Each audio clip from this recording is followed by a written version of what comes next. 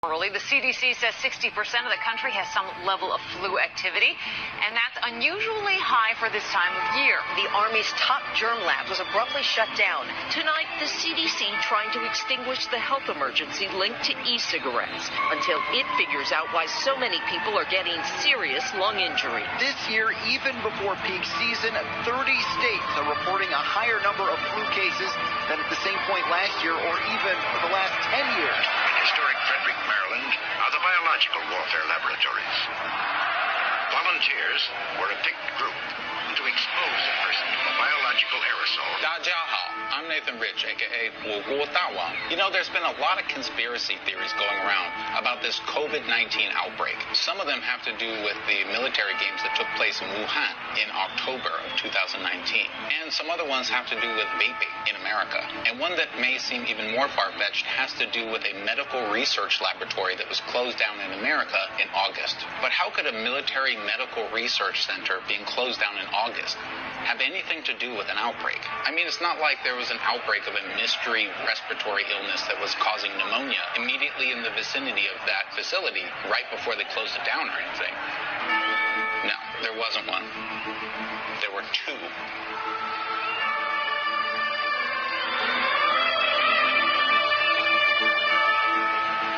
Chemical and Biological Defense Unit of the Department of Defense announces bidding for a DoD Phase 1 project. It specifically mentions SARS-CoV and MERS. They're trying to develop a resistance to them. Phase 1 is to identify broadly acting small molecule inhibitors of virus infection, some kind of a treatment that they can give to humans so that they won't be affected by these viruses. Warfare is mentioned several times, and they want to start doing lots of replication of these viruses and test their different products to prevent infection. In a nearby town in Fort Detrick, the military research facility puts out an advertisement for hiring an animal caretaker, suggesting that they have animals at this facility. In June, the CDC goes to this medical facility and they find that this facility has not been following protocols about containment. And it's exactly at this point that vaping illness, which had been around for a couple of years, suddenly starts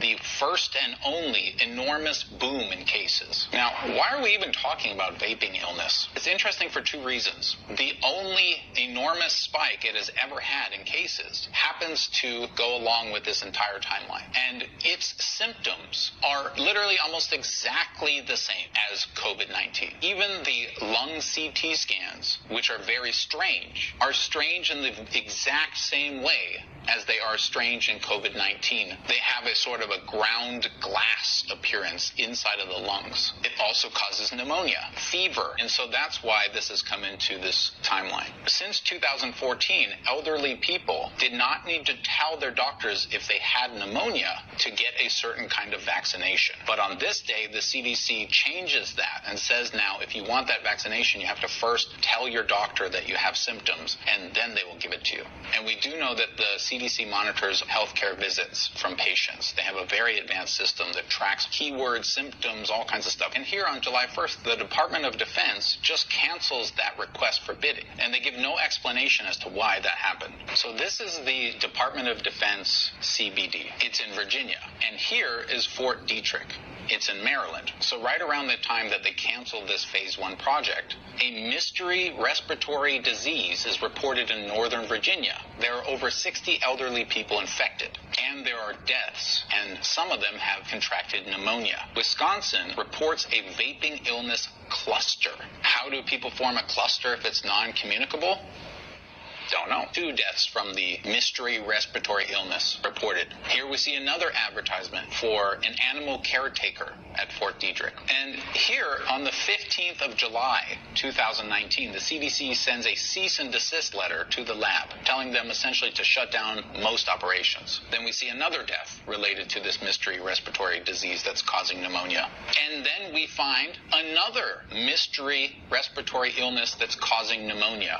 That one is right here, right outside of Washington, D.C., which is the headquarters for all of these operations. On the 18th of July, the military lab is shut down. Now, what is this military lab actually doing? Even though in the past they've gotten in trouble for handling viruses that weren't in their database, you can actually find a list of those ones which are in their database. So these are the agents and toxins at Fort Detrick: swine flu, Ebola, and SARS-associated coronavirus. So it seems that they have animals there, they have a coronavirus there, and that they were shut down for failing to comply with proper containment protocols. So because we can see reports in July of over 60 people being infected, that may have happened in June. Illinois reports a cluster of vaping illness. The US CDC looks into those two nursing homes that aren't related to each other, that both are in the proximity of this laboratory, that both fell victim to an unexplained respiratory illness that causes pneumonia.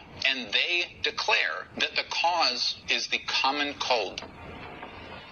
By this point, the case rate has more than doubled in 1 month. On the 5th of August, this is when it was widely reported that the lab had been shut down. And the CDC says it can't release details because of, quote, national security concerns. On the 19th of August 2019, the CDC pushes for expansion of its already existing surveillance system for patients' symptoms. The NSSP is something that essentially spies on you when you're going to the hospital and telling your symptoms and that kind of stuff. Here on the 21st of August, it's announced that something called the Event 201 will take place. This is essentially a forum about what might happen in a global pandemic, focusing more on, by the way, the economic impact rather than on the loss of life. Here we see the first death attributed to vaping illness ever in the years that it's been tracked. Maryland reports that vaping pneumonia cases have doubled, and Virginia is also rising. Here, the CDC reminds the public to get flu shots. Here, the CDC reminds people not to kiss their chickens. We'll come back to that one later. And this is the earliest theorized date of the COVID-19 outbreak. Starting around October of each year, the CDC starts to track the flu season, and that begins here on the 28th of September. The next day is the peak vaping illness cases. From the day after they start tracking flus till now, the cases have inexplicably gone down. No one knows why the cases of vaping illness started to go down as soon as they started reporting on flu illness. These are Maryland, which is where the biochemical research laboratory is. So overall, the flu activity was a level 2 and the intensity was a level 1. This also includes flu-like illnesses. ILI means influenza-like illnesses. But the percent of people going to hospitals for influenza was higher than it had been in at least 4 years. And the influenza-like illness emergency visits percent was the second highest in 4 years. They do these reports weekly, and the next week it was the same. The week after that, the flu activity was level 5. And Maryland is the first state in the United States with widespread flu activity. And this is more unusual than it seems, because if we look at prior years, we can see something interesting. So this was the week before the first case was identified in China, but this is 2015. And you can see that Maryland is low activity.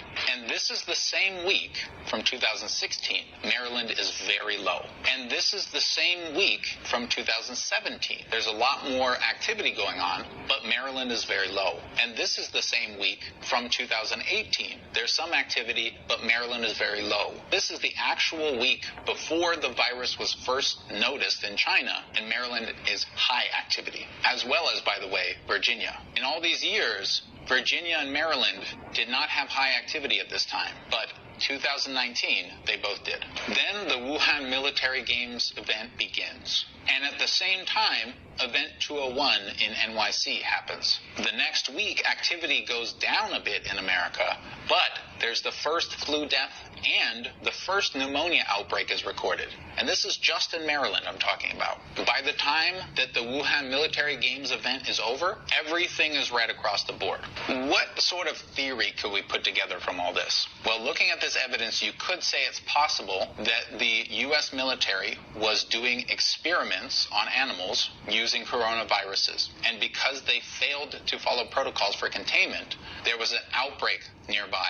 The CDC found out about this, investigated what was happening, told the public it was a common cold, and then shut down the lab. Then they started reporting the outbreak as cases of vaping illness. which had nearly identical symptoms. Then they waited until flu season started and started transferring those over to regular flu and just chalking it up as, oh, this is a bad flu season. And then, either intentionally or accidentally, somebody who went to Wuhan was infected and spread that virus to Wuhan.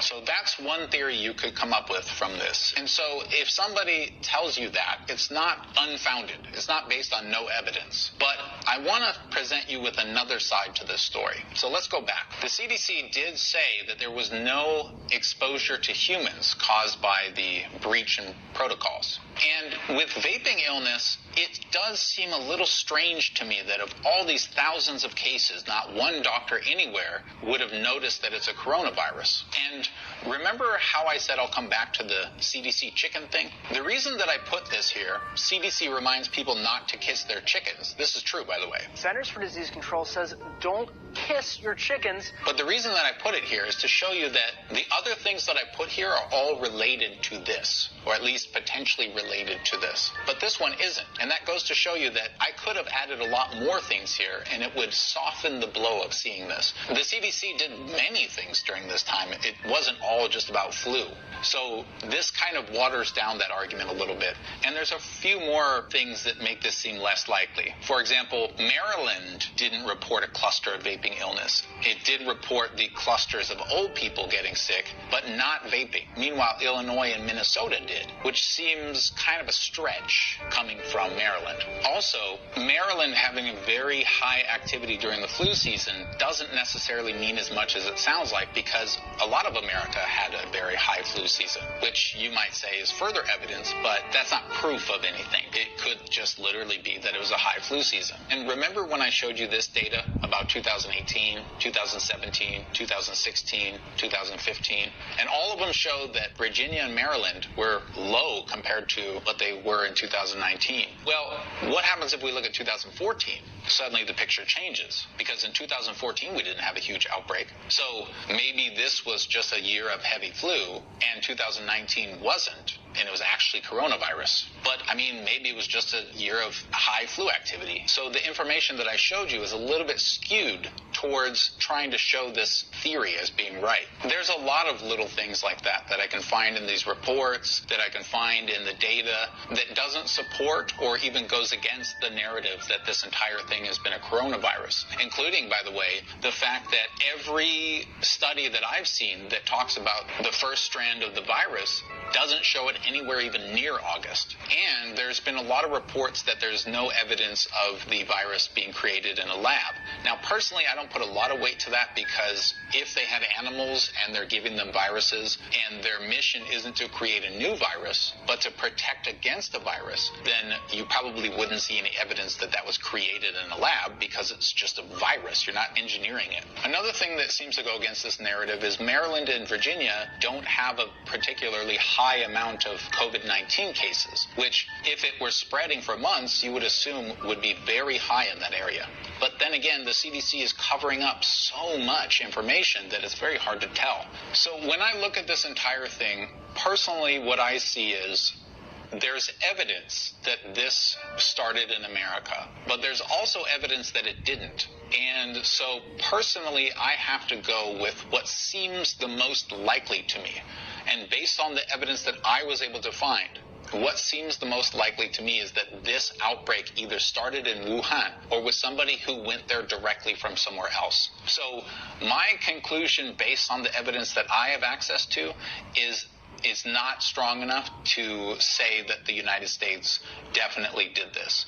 I would need a lot more concrete evidence. Now, what kind of evidence would I need to really say that? You would have to go back and test the people who died at these retirement homes specifically for the virus that causes COVID-19. If you find that in them, then this all starts to shape up and you pretty much know. But we all know that the CDC is not going to do that. So I just thought I would give you some insight into the merits of this theory and some problems I find with it. If you take these events and you line them up on a timeline, it can seem very nefarious, but none of it is actually proof. It's all just evidence that you can kind of say this narrative might be true, which means that I don't think people are crazy for believing this, but Personally, I won't until such a time that I see stronger evidence for it, particularly if they get test results from those elderly people who died in the mysterious outbreaks. It's also possible, by the way, that the laboratory leak caused nothing and these people just got some bacterial infection and that was it. It's also possible that the lab did cause a leak and it has nothing to do with COVID-19 and these people died and it was covered up and it's totally unrelated. There's many possibilities, and the fact is we need to form conclusions based on facts. And the facts that I see tell me that this is very interesting. It's a fascinating idea. The evidence isn't strong enough. And so to me, it seems like this outbreak either started in Hubei or it started with someone who came to Hubei. But we would really need to find evidence for that. And so the search continues. The vaping thing does seem quite a bit strange, that it was spiking and then just suddenly went down and there's no explanation for it and no one knows what causes it, and it happens to align with all of this. So it's definitely an interesting theory. I really hope that researchers will demand more information about these things, but because the CDC is so opaque, it's going to be really tough to find out any truths. Another major thing that goes against this narrative is if there's been an outbreak of COVID-19 in America since August, it really seems like some doctor somewhere would have noticed this. But a crazy thing about this vaping illness is it's so similar to COVID-19. It even has the situation where you will treat somebody with antibiotics and they'll seem to be getting better and then come back and their pneumonia is even worse, which is almost exactly the definition for pneumonia of an unknown cause. So the only reason that we call this vaping illness is because the thing that everybody has in common is that they're vaping. But the interesting thing is, vaping also increases your likeliness of getting COVID-19. And this is according to doctors, not according to me. So it could be the case that these people were contracting COVID-19 because they were vaping. Maybe a weaker form of the virus that needed you to be vaping or have weakened lungs to invade your body. We don't know. There's a lot of mystery here. But again, this timeline raises a lot of questions and it doesn't answer too many. We need to continue to research. We need to keep our eyes open and focus on facts. Otherwise, we're going to get swept away in a million theories. And there's a lot of weird stuff going on here. I admit that for sure. Something weird happened last year in America, but I don't have enough evidence to say definitively that it was a COVID-19 cover-up. So if there's anything that you think is missing from this timeline, please let me know. And the best way to fight back against this type of thing is to spread this information, spread this video, spread other sources of reliable facts that try to take a look at things in a maybe it was this, maybe it wasn't, here's the facts on each side type of way, because we really need to continue this concept of fact-based knowledge. And just remember that wherever it came from, what matters most now is helping countries that really need us the most. So let's do that. Thanks, everybody. 谢谢。很重要。